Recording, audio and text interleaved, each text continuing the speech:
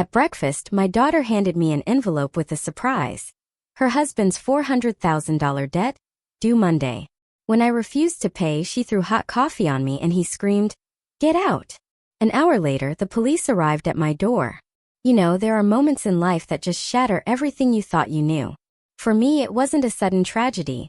It was a slow, agonizing betrayal orchestrated by the very people I'd loved and sacrificed everything for, culminating in a scalding hot cup of coffee to the chest and a horrifying realization. My own daughter was trying to steal my entire life. It was just another crisp October morning in Chicago. The sunlight, sharp and clear, cut through my kitchen window, highlighting the dust motes dancing in the air.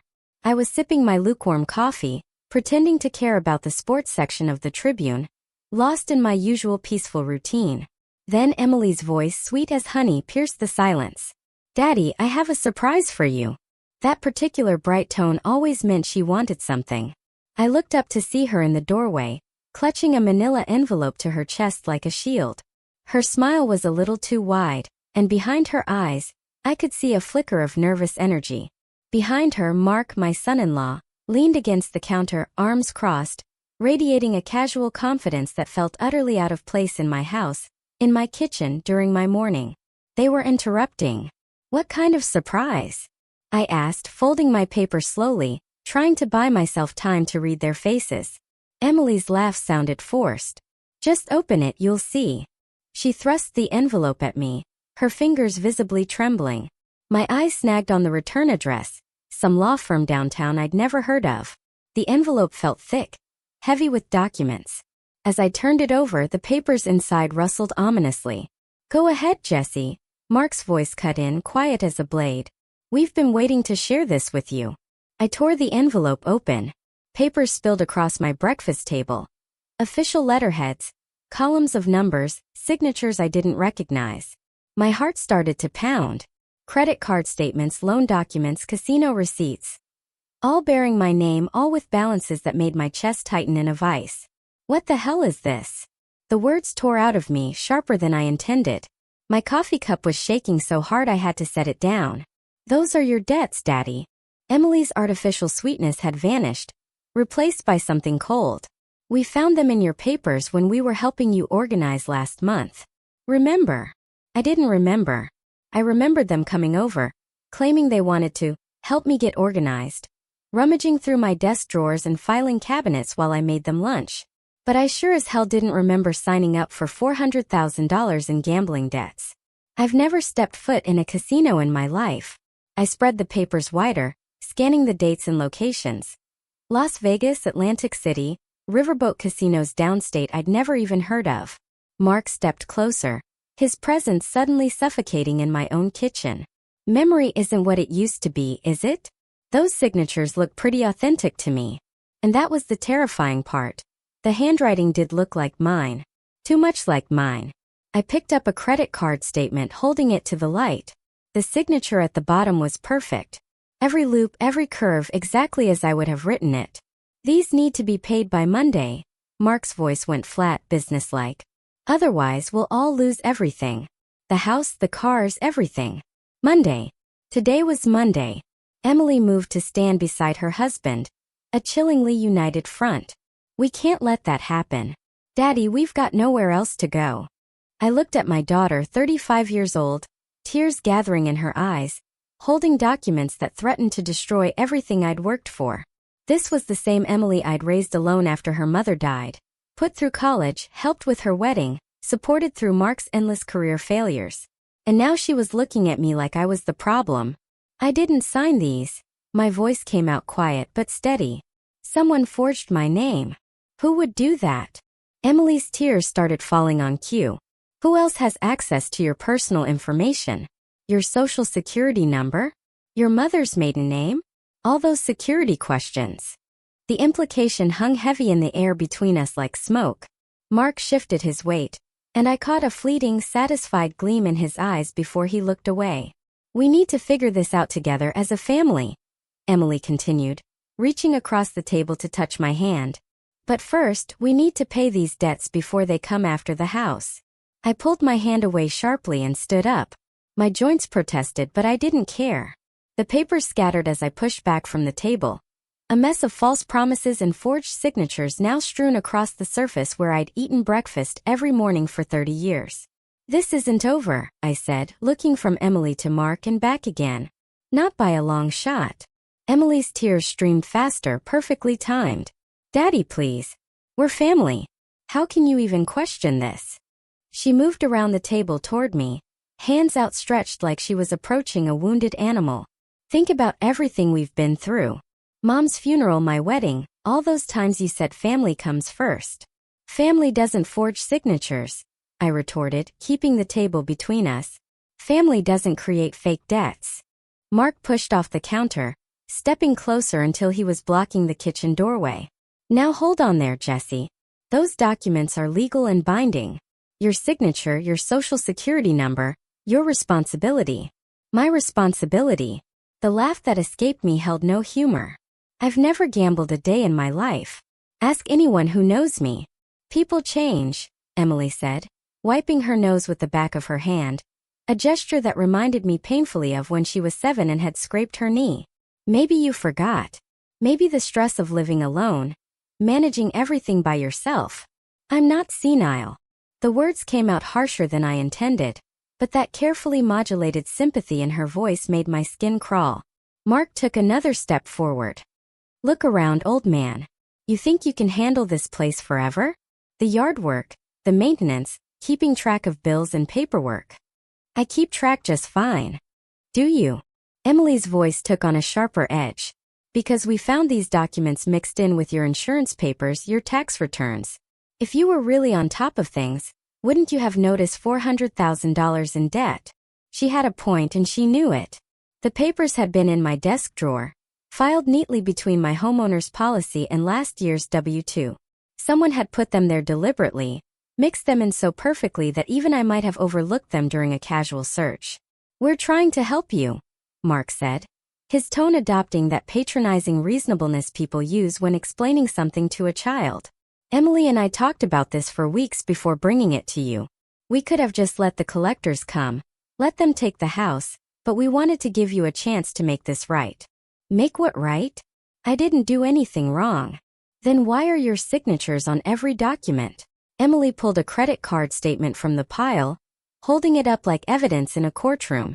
Look at this handwriting, Daddy. Look at it carefully. I looked. The signature was mine. Not just similar but perfect in every detail. The way I dotted my I's, the slight upward slant of my letters, even the way the pen had caught slightly on the paper where I always pressed too hard. Anyone can learn to copy a signature. I mumbled, but my voice lacked conviction. In 37 different places? Mark pulled out another sheet of papers. Credit applications, loan documents, casino markers, all signed over the past 6 months. You think someone followed you around for half a year, forging your name on gambling debts? Emily moved closer, her tears replaced by something harder. We're not asking you to admit anything. We're asking you to take responsibility. These debts exist. They're in your name. If they don't get paid, we all lose everything. I looked around my kitchen. My coffee pot, my dishes in the sink, my calendar on the refrigerator with my handwriting, marking doctor's appointments and grocery lists. This is my house. Technically, yes, Mark smiled, but it didn't reach his eyes. But Emily's been helping with the expenses for months. The property taxes last spring. Remember the new roof in August? She's got receipts for all of it. I did remember. Emily had insisted on helping with the tax bill, said it was the least she could do. The roof repair had been her idea too, claiming she was worried about me.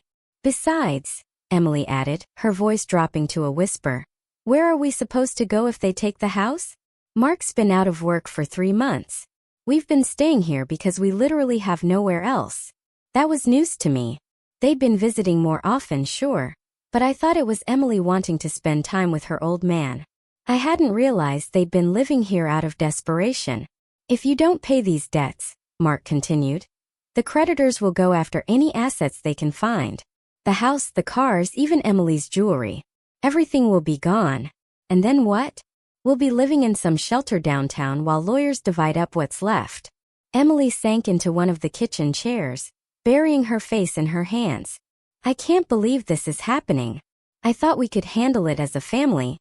But if you're going to deny responsibility for your own actions, they're not my actions.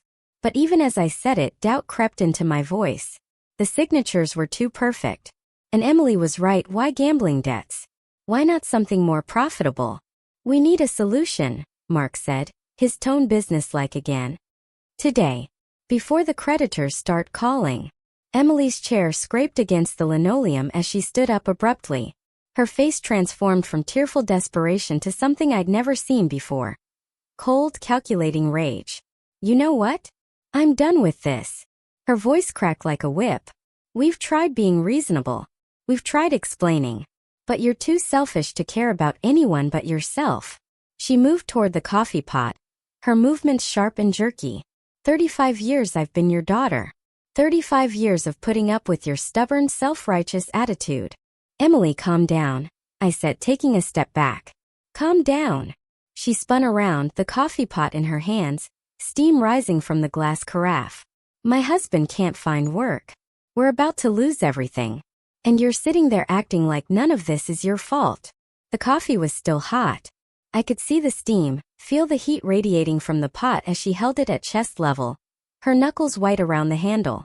I raised you better than this, I said quietly. You raised me to clean up your messes. The words exploded out of her. And suddenly the coffee pot was moving, arcing through the air in a perfect trajectory toward my chest. I saw it coming but couldn't move fast enough.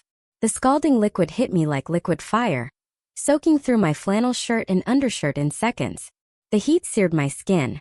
I gasped, stumbling backward as the coffee dripped down my torso. Jesus, Emily. The pain was immediate and overwhelming, like someone had pressed a hot iron against my ribs.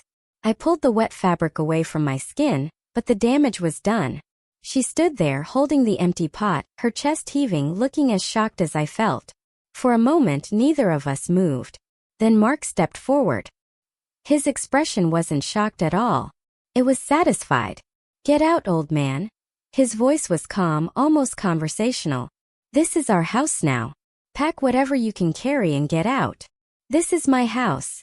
I kept my voice steady despite the burning sensation spreading across my chest. I'm the one on the deed. I'm the one who's been paying the mortgage for 30 years. Not anymore. Mark moved closer, close enough that I could smell the cigarettes on his breath. Those debt papers change everything. By tomorrow the creditors will have liens on this property, but Emily and I can work something out with them. We've got nothing to lose. I looked at my daughter, still clutching the empty coffee pot. The woman who used to curl up next to me on the couch to watch cartoons. The girl I taught to ride a bike in the driveway. The young woman I'd walked down the aisle just 3 years ago. She wouldn't meet my eyes. You planned this. The realization hit me like cold water after the burning coffee. Both of you. The documents, the timing, everything. We planned to solve a problem, Mark said. Your problem.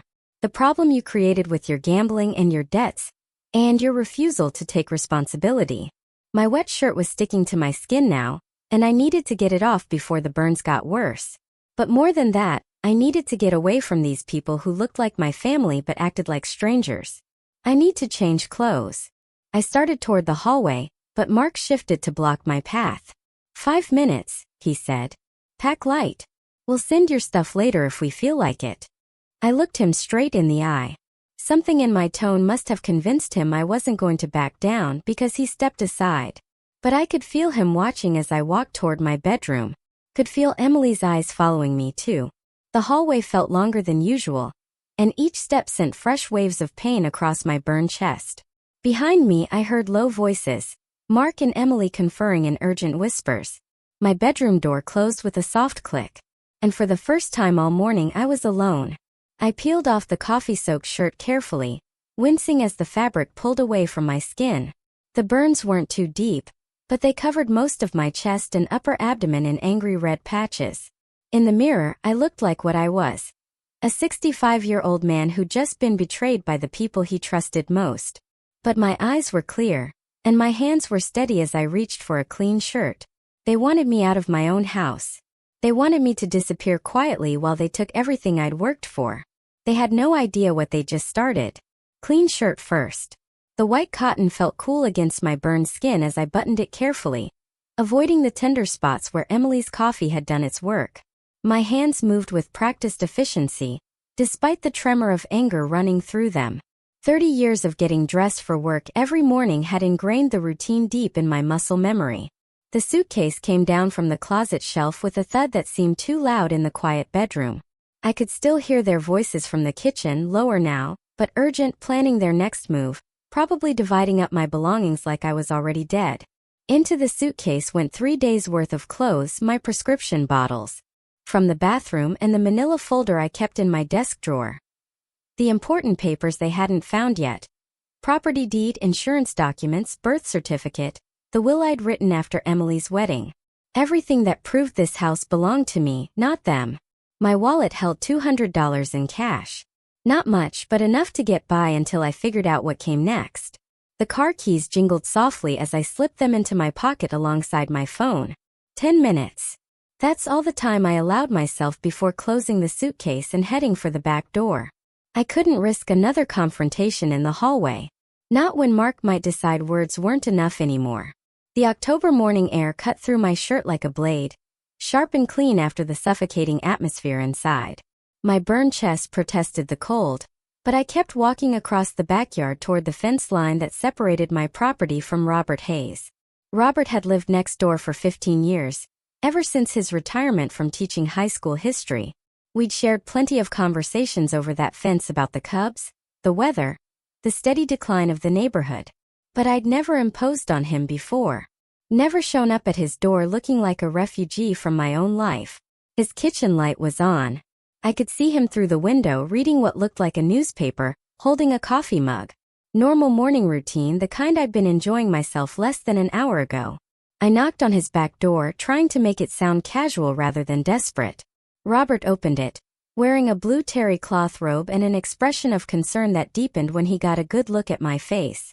"Jesse, what happened? You look like you've seen a ghost." "Worse than that." I shifted the suitcase to my other hand, feeling the weight of everything I'd managed to grab. "I need to ask a favor if you don't mind. Could I come in for a few minutes?" He stepped back immediately, waving me inside with the same hospitality he'd shown whenever I'd stopped by to borrow a tool or return a book. His kitchen was warm and smelled like bacon. The kind of comfortable morning atmosphere I'd lost somewhere between Emily's envelope and her coffee assault. Sit down, sit down." He gestured toward the small table by his window. "You want some coffee? Something to eat?" "Coffee would be good." I set the suitcase beside my chair and eased myself down, trying not to wince as the burns pulled against my shirt. "I've got a story to tell you, Robert. Not a good one." He poured coffee into a mug decorated with a faded Chicago Bears logo, and set it in front of me before taking the opposite chair. "I'm listening." Where to start? With this morning's betrayal, or with the pattern I should have seen coming years ago? For years ago, I took in Emily and Mark when they said they needed help getting back on their feet. The words felt strange in my mouth, like admitting to a crime I hadn't realized I was committing.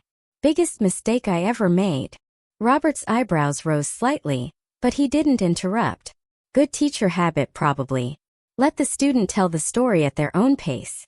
I thought I was helping family. I took a sip of the coffee, grateful for the warmth spreading through my chest.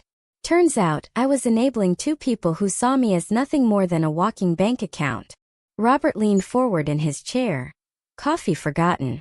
What kind of help are we talking about?" It started small. Emily called, said Mark had lost another job. They couldn't make rent. Could they stay in my spare room for a month, just until he found something new? I stared into my coffee, seeing the reflection of my own stupidity. 1 month turned into 6. 6 months turned into 4 years. And Mark never found work. Oh, he found it. Lost it too. 3 different jobs in the first year alone. Always someone else's fault. Always some boss who didn't appreciate his talents. I could feel the old frustration building again. The memory of countless dinner conversations where I'd listened to Mark's excuses. But that wasn't the real problem. Robert waited, letting the silence stretch until I was ready to continue. The real problem started in my garage. I had my tools organized the way I'd kept them for 30 years. Everything in its place, everything labeled. Mark decided that was inefficient. I set my coffee mug down harder than necessary. Came home one day to find he'd rearranged everything. When I asked him about it, you know what he said?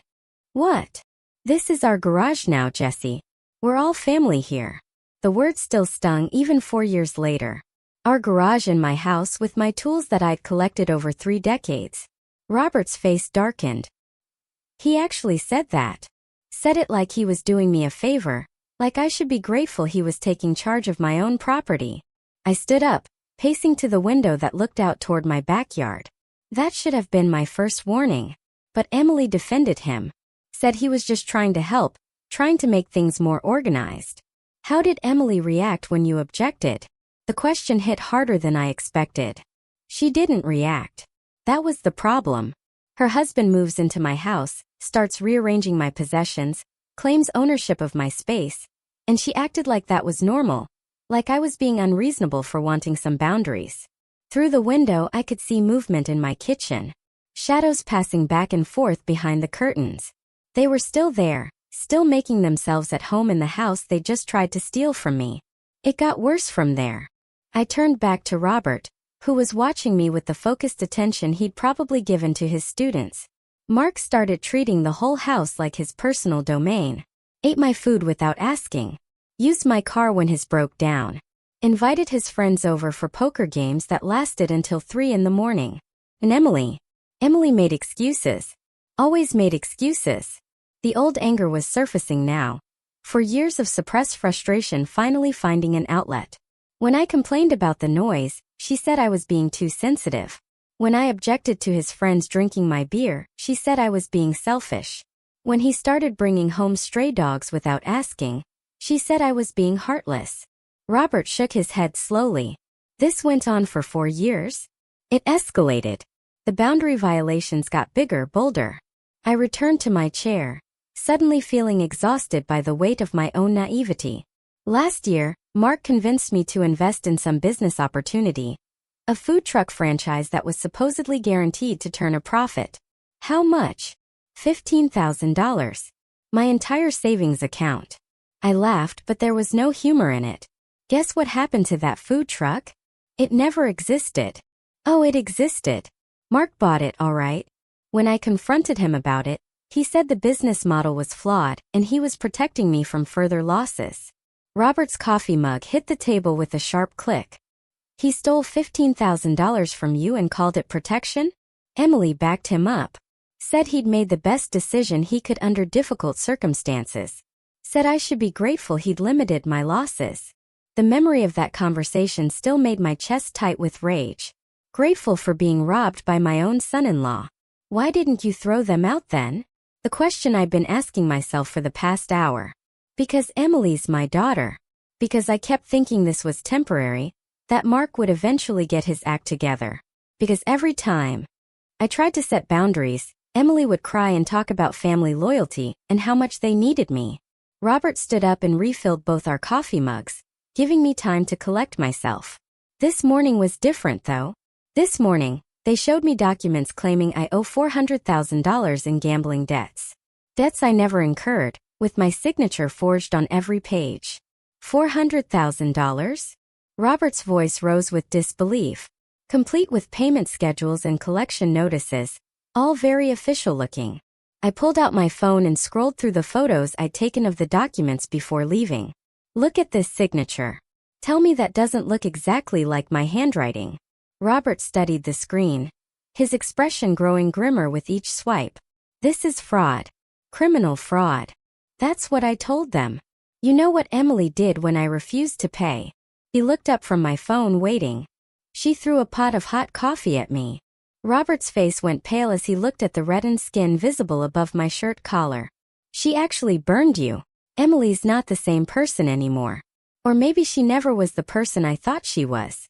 I unbuttoned the top of my shirt to show him the extent of the damage. But that's not even the worst part. You want to know where those debts really came from? He nodded grimly. Mark's got a gambling problem that makes my alleged addiction look like pocket change. Online poker, sports betting, casino trips to Indiana and Iowa. I scrolled through more photos on my phone, Screenshots I'd managed to take of betting sites that had been left open on my computer. He's been using my internet, my credit cards, even my social security number to create accounts. How do you know all this? Because he got sloppy. Started leaving browser windows open. Forgot to log out of accounts. I found betting histories going back 2 years. Thousands of dollars in losses every month. I showed Robert the screen captures. Look at these transaction amounts. $500 here, $800 there, building up to $3,000 and $4,000 bets on football games. Robert studied the images, shaking his head in disbelief. This is massive fraud. It gets worse. When the gambling sites cut him off for exceeding credit limits, he moved to loan sharks. Found text messages on his phone about money owed to people with names like Fat Tony and Iceman Mike. I swiped to another screenshot. These aren't bank representatives, Robert. These are dangerous people. How much does he actually owe? Near as I can figure, about $300,000 in legitimate gambling debts. Another $100,000 in interest and penalties. I put my phone away, the number still making my head spin. But here's the kicker. He's been arrested. Arrested last year for writing fraudulent checks. Got out on bail. Trial scheduled for next month.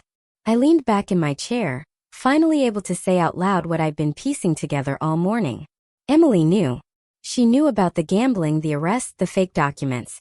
This whole thing was planned to make me responsible for his debts before the trial starts. Robert's hands clenched into fists on the table. That's why they needed you out of the house today. Once you're gone, they can claim residency and force the creditors to negotiate with them instead of coming after you directly. Exactly. And Emily's name isn't on any of the debt papers, so legally she's clean. Mark takes the fall for the gambling, goes to prison, and she inherits a house she never worked for. I could see the whole scheme clearly now, laid out like a blueprint for betrayal. They've been playing this game for 4 years, setting me up piece by piece. The boundary violations, the financial manipulation, the isolation from other family members. Robert was putting it together too, his teacher's mind connecting the dots. They've been grooming you to be the perfect victim. And I let them do it. Made excuses for their behavior, rationalized their demands, convinced myself it was normal family conflict. I stared out the window toward my house, where the shadows were still moving behind the curtains. I enabled my own destruction. Robert stood up abruptly, his chair scraping against the linoleum. This has gone far enough. We need to call the police. Police.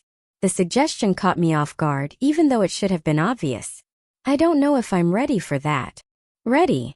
Robert's voice carried the sharp edge of a man who'd spent 30 years dealing with teenage nonsense and knew manipulation when he saw it.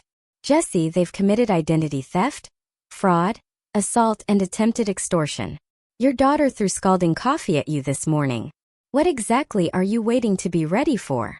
I looked down at my hands, seeing the slight tremor that had been there since Emily's explosion. Part of me still wanted to believe this was all some terrible misunderstanding, that my daughter couldn't really be capable of such calculated cruelty. She's still my daughter. No, Robert's voice was firm but not unkind. Your daughter died sometime in the last 4 years. The woman living in your house is a criminal who happens to share your DNA. He moved to the phone mounted on his kitchen wall, an old-fashioned landline that probably hadn't been used for anything but telemarketers in years. We're calling 911 right now before they have time to destroy evidence or disappear with whatever else they can steal. I wanted to argue, wanted to find some reason to delay, to avoid the final acknowledgement that my family had become my enemy.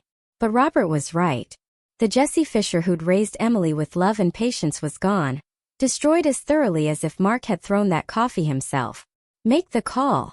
Robert's hand slammed down on the kitchen table, making both coffee mugs jump. This is criminal behavior, Jesse, not family drama. Crimes. Multiple felonies. I stared at the phone mounted on his wall, that old-fashioned landline with its coiled cord and rotary-style handset. Such a simple device to represent such a massive decision. I know you're right. My voice came out quieter than I intended. It's just, she's still my daughter. No. Robert stood up, his teacher's authority filling the room. Your daughter wouldn't throw scalding coffee at her father. Your daughter wouldn't forge legal documents to steal your house. The woman in your kitchen right now is a criminal who happens to share your DNA. He moved to the phone, lifting the handset and holding it out toward me. They assaulted you in your own home. They've committed fraud, identity theft, extortion. If you don't call the police right now, they'll destroy whatever evidence is left and disappear with everything they can carry. The handset felt heavier than it should have when I took it from his hand. What if Emily goes to jail? What if she kills you next time? Robert's voice cut through my hesitation like a scalpel. Because there will be a next time, Jesse. People like this don't stop escalating until someone stops them. I looked down at the burn marks visible above my shirt collar. The red patches where my daughter's coffee had seared my skin. The pain was still there. A constant reminder of how completely I'd misjudged the people I trusted most. You're right. I lifted the handset to my ear and dialed 911. 2 rings, then a calm professional voice. 911, what's your emergency? I need to report a domestic assault. The words felt strange coming out of my mouth, but they were accurate. I was attacked in my own home this morning. Are you injured, sir? Yes. Coffee burns on my chest and neck. The perpetrator threw hot coffee at me during an argument. Are you in a safe location now? Yes, I'm at my neighbor's house. I gave her Robert's address, my voice growing steadier with each factual detail. Can you tell me about the person who attacked you? My daughter, Emily Thompson. She and her husband have been living in my house. They presented me with fraudulent debt documents this morning, demanding I pay $400,000 in gambling debts I never incurred. The dispatcher's tone remained professionally neutral. When I refused to pay, she became violent. Her husband threatened me as well, demanded I leave my own property. Are the perpetrators still at your residence? Yes, both of them. Emily Thompson and Mark Thompson. I spelled their names carefully, giving their approximate ages and descriptions. Officers are being dispatched to your location. Can you remain where you are until they arrive? Yes. Estimated response time is 15 to 20 minutes. Do you need medical attention for your injuries? I touched the tender skin at my throat. I don't think so. The burns aren't severe enough for the hospital. An officer will assess your injuries when they arrive. Please remain on the line while I gather additional information. She asked about weapons in the house, about any history of violence, about whether Emily and Mark might flee if they saw police approaching. I answered each question as factually as possible, feeling Robert's encouraging presence beside me. When the call ended, I set the handset back in its cradle with hands that were steadier than they'd been all morning. How do you feel? Robert asked. Like I just crossed a bridge I can never uncross. I looked toward the window that faced my house, where the people who used to be my family were probably still making themselves comfortable in rooms they'd stolen from me. But it was the right thing to do. Robert nodded approvingly. 20 minutes. Think they'll try to run? No. I was certain about this at least. They still think they've won. They think I'm too weak to fight back. They're about to learn otherwise. Let me show you where you'll be staying. Robert led me down the hallway to a small guest room that smelled like lavender and old books. Make yourself comfortable. We've got time before the officers arrive. The room was simple but welcoming. A single bed with a blue quilt, a nightstand with a reading lamp, a small dresser with an attached mirror, nothing fancy, but clean and peaceful in a way my own house hadn't been for years. I set my suitcase on the bed and began unpacking methodically. 3 shirts, underwear, socks, my prescription bottles for blood pressure and cholesterol. The mundane ritual of organizing my belongings helped steady my nerves after the intensity of the phone call. You take your time. Robert appeared in the doorway with a fresh cup of tea. Chamomile, good for the nerves. I accepted the mug gratefully, noting the irony. A few hours ago, a hot beverage had been used as a weapon against me. Now it represented comfort and hospitality. Robert, I need to ask you something. I sat on the edge of the bed, testing its firmness. Do you know anything about lawyers? I'm going to need legal representation. He settled into a small chair by the window, his expression thoughtful. I know a few attorneys from my teaching days. Parents who practice law, former students who went into legal careers. What kind of representation are you thinking? Property law for starters. I need to make sure Emily and Mark can't claim any legal right to my house. I sipped the tea, feeling its warmth spread through my chest, where the coffee burns still ached. And probably family law. I don't know what happens legally when your daughter commits assault and fraud against you. There's also the criminal aspect. The prosecutor will handle that side, but you might want your own attorney to protect your interest. Robert pulled out his phone, scrolling through contacts. Let me make some calls after the police leave. I know someone who specializes in elder abuse cases. Elder abuse? The term hit me like a slap. Is that what this is? Financial exploitation of a senior citizen by family members. Physical assault. Yes, Jesse. That's exactly what this is. His voice was gentle but firm. And there are specific laws designed to protect people in your situation. I set down the tea and walked to the window, looking across the yard toward my house. The kitchen curtains were closed now, blocking my view of whatever Emily and Mark were doing inside. Probably destroying evidence if they had any sense. How long do you think this will take? The legal process, I mean. Robert checked his watch. Depends on what they find when they search the house. Whether Emily and Mark have lawyers. If they try to fight the charges or plea bargain. He paused, considering. Could be months, maybe longer if it goes to trial. And in the meantime, you stay here as long as you need to. I've got the space and frankly I could use the company. He smiled, but his eyes were serious. Besides, someone needs to make sure you're safe while this plays out. The grandfather clock in Robert's living room chimed 9 times, and I realized we'd been talking for nearly 20 minutes. Any moment now, police officers would arrive to arrest my daughter and her husband. Are you ready for this? Robert asked as if reading my thoughts. I thought about Emily as a little girl, climbing into my lap to hear bedtime stories. Then I thought about her this morning. Throwing coffee with the calculated precision of someone who meant to cause maximum pain. No, I said honestly. But I'm going to do it anyway.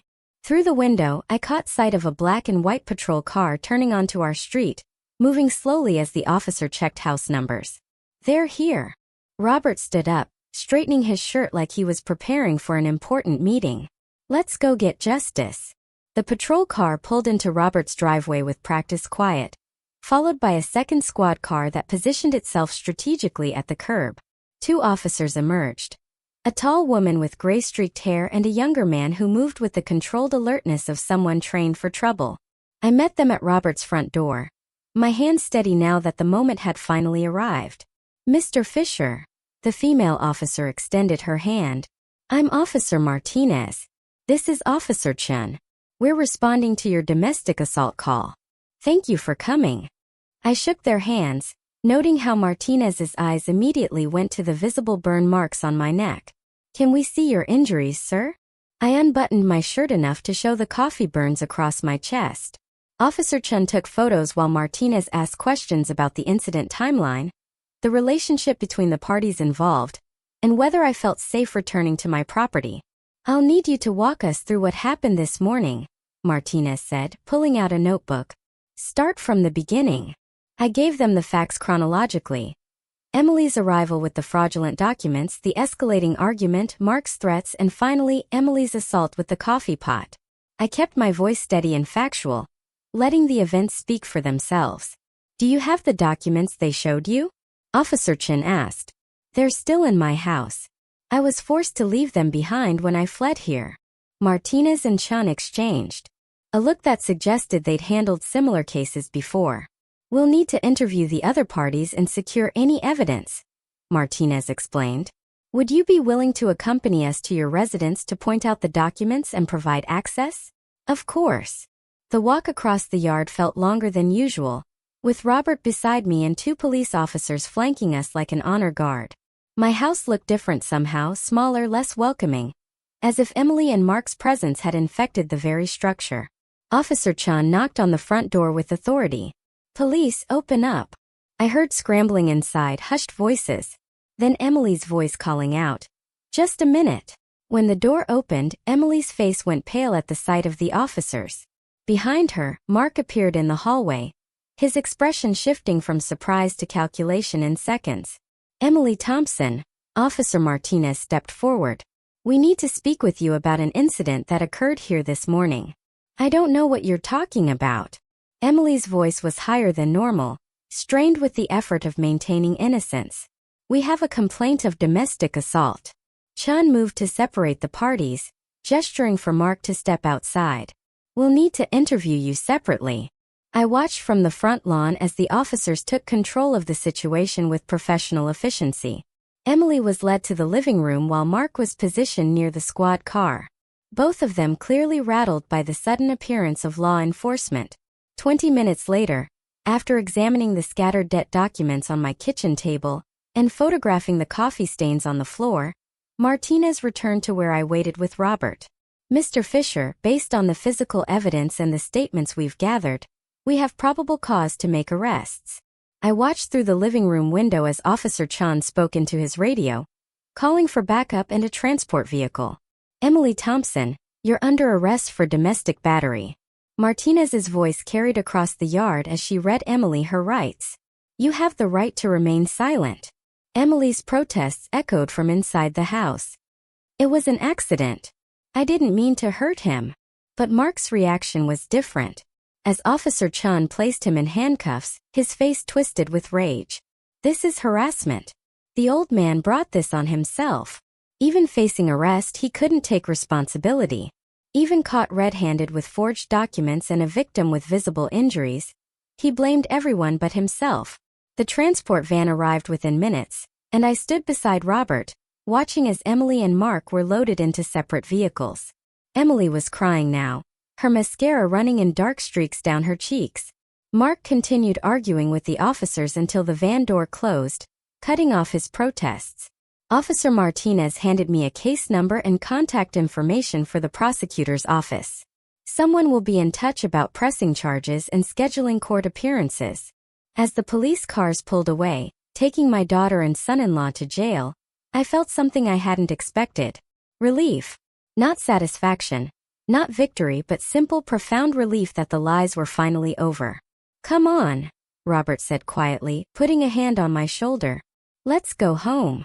3 weeks later, I was reading the Tribune's local section when Robert knocked on my front door, holding the manila envelope and wearing the expression of someone who discovered something very interesting. You might want to see this, he said, settling into my kitchen chair, the same spot where Emily had ambushed me with her forged documents. I've been keeping track of court filings, just to make sure we're protected. The envelope contained photocopies of legal documents bearing Mark Thompson's name in bold letters across the top. Bankruptcy petition. Multiple creditor lawsuits. Probation violation hearing. Employment termination notice. How did you get all this? Public records, Robert explained, spreading the papers across my table like a dealer laying out cards. Court clerk's office, bankruptcy court, county records. It's all available if you know where to look. I scanned the bankruptcy filing first, Chapter 7. Complete liquidation of assets. The man who tried to steal my house was now begging a federal judge to wipe away $300,000 in gambling debts. Look at this one. Robert pointed to a letter from something called Midwest Credit Recovery. His car got repossessed 2 days after the arrest. Couldn't make the payments without Emily's income.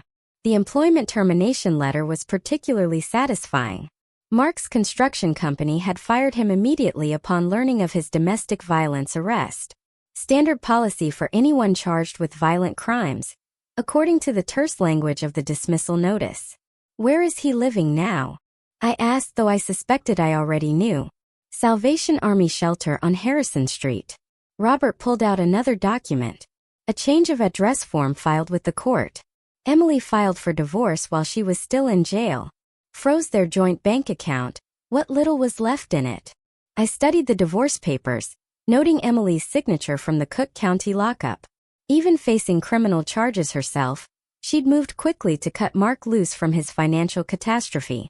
The IRS is auditing him too, Robert continued, flipping to another page. Unreported gambling winnings going back 3 years.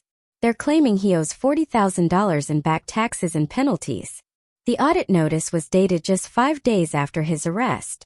Someone had been thorough in reporting Mark's illegal activities to every relevant government agency. You've been busy, I observed. Robert's smile was slight but satisfied. Former teacher, remember? I know how to do research. The court summons caught my eye. Mark was scheduled to appear before Judge Patricia Collins next week for sentencing on the domestic violence charges. Given his prior fraud conviction and current probation violation, the prosecutor was recommending 6 months in county jail. He tried to get a job at 3 different construction companies, Robert said, producing employment rejection letters. Background checks killed every application. Who's going to hire someone facing multiple felony charges? The loan shark angle was the most disturbing. Text message printouts showed increasingly threatening communications from numbers listed only as Tony M. and Mike Ice. The amounts mentioned were staggering, $50,000 here, $30,000 there, with interest rates that doubled every month. These people don't mess around, I said, reading one particularly graphic thread about broken kneecaps. That's why he's staying at the shelter. Harder for them to find him there. Robert gathered the papers back into a neat stack. His whole world collapsed in 3 weeks, Jesse. Everything he tried to steal from you is gone. I poured coffee for both of us, noting the irony that this beverage had once been a weapon in my own kitchen. Now it was just coffee again, shared between friends, reviewing the downfall of a man who'd overplayed his hand. What about Emily? Robert's expression grew more serious. That's a separate story entirely. And it's not over yet.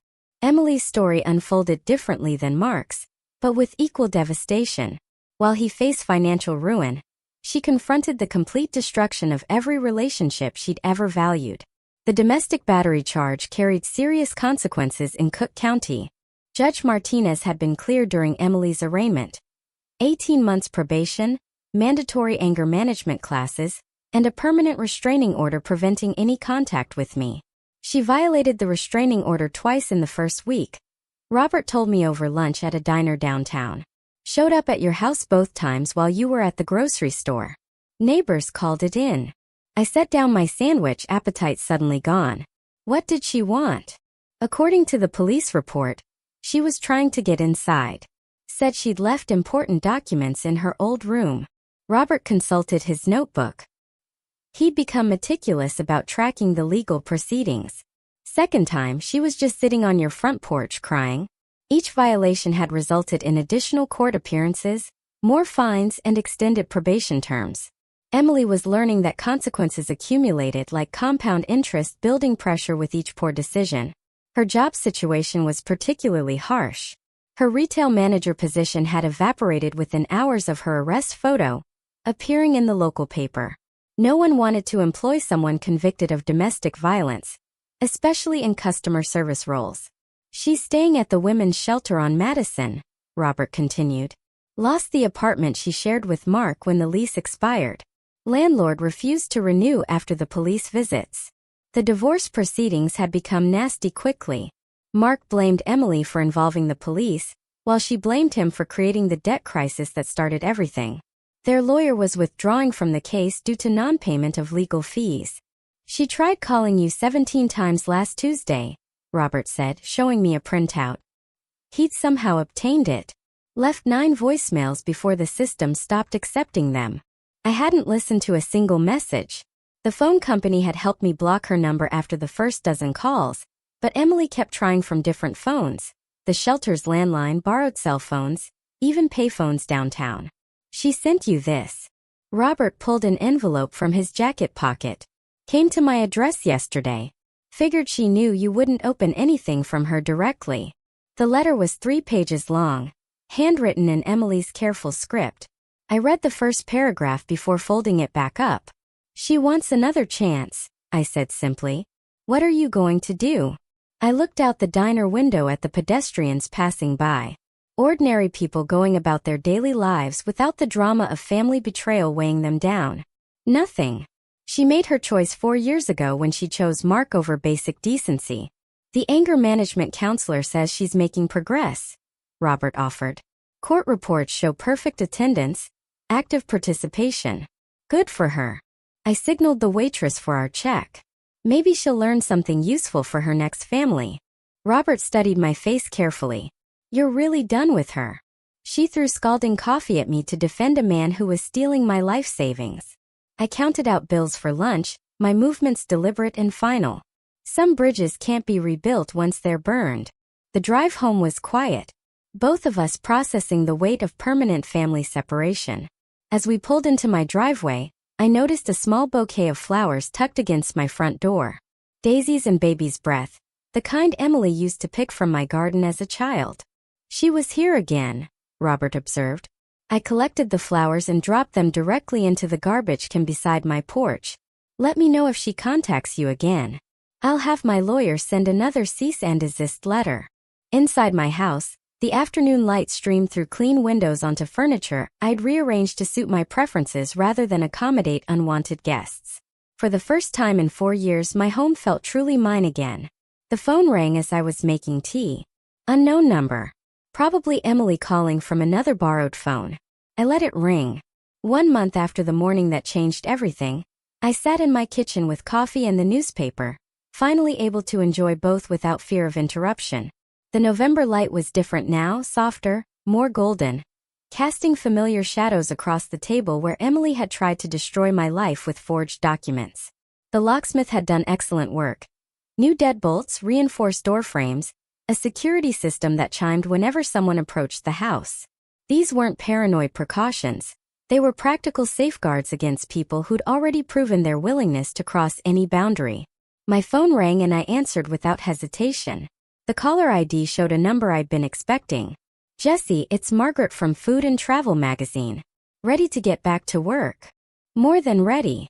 I swiveled my chair toward the window that overlooked my restored garden. What do you have for me?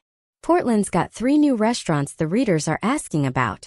Vietnamese fusion, farm to table, and something called deconstructed comfort food. Interested? Send me the details. I pulled up my calendar application, noting with satisfaction how empty it was of family obligations and manufactured crises. I can fly out next week.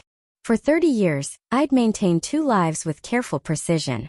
Jessie Fisher, the retired mechanic, was the persona my family knew. Modest pension, simple tastes, someone who needed their help and financial support. But Jessie Fisher, the restaurant critic, was entirely different. Well-traveled, financially independent, with a reputation built on honest reviews and exacting standards. The deception had been necessary. Emily's mother had always resented my frequent travel, suspicious that reviewing restaurants was somehow less legitimate than fixing engines.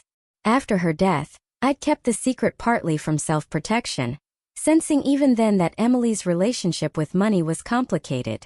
How long has it been since your last review? Margaret asked. 4 months. I scrolled through my hidden files, past reviews of establishments in Seattle, Denver. I took some personal time to deal with family issues. Well, those issues seemed to have resolved themselves. She had no idea how completely accurate that statement was. After we hung up, I walked through my house, noting the changes that had accumulated over the past month. The garage was organized again, my tools in their proper places after being scattered by Mark's territorial claims. The spare bedroom had been stripped of all traces of unwanted occupants, fresh paint, new bedding. My computer desk returned to its position by the window in my home office, hidden behind a false panel I'd installed years ago. My professional files waited in perfect order. Press credentials, expense reports, correspondence with editors at a dozen major publications. The work that had quietly funded my comfortable retirement, while my family assumed I was struggling on a mechanic's pension. Robert knocked on the back door, carrying a bottle of wine and wearing the satisfied expression of someone bearing good news. Final court date was today, he announced, settling into his usual chair. Mark got 8 months in county. Emily got 2 years probation plus restitution. How much restitution? $15,000 for the documented damages, plus court costs. Robert opened the wine with practiced efficiency. She'll be paying you monthly for the next 5 years. I accepted a glass, considering the irony. The daughter who tried to steal my house would now be sending me checks every month. A regular reminder of her betrayal, converted into practical compensation. To justice, Robert proposed, raising his glass. To peace, I countered. Outside my kitchen window, the garden showed the first signs of my restoration efforts. New plantings where Emily had once helped me weed. Fresh mulch around the roses my wife had loved. The physical space was healing along with everything else. My phone buzzed with a text from Margaret. Flight details attached. Portland awaits your expert opinion. For the first time in months, I smiled without reservation. The woman who tried to destroy my life was facing consequences. The man who tried to steal my home was in jail. And Jesse Fisher, both versions of him, was finally free to live authentically. Tomorrow I'd book that flight to Portland.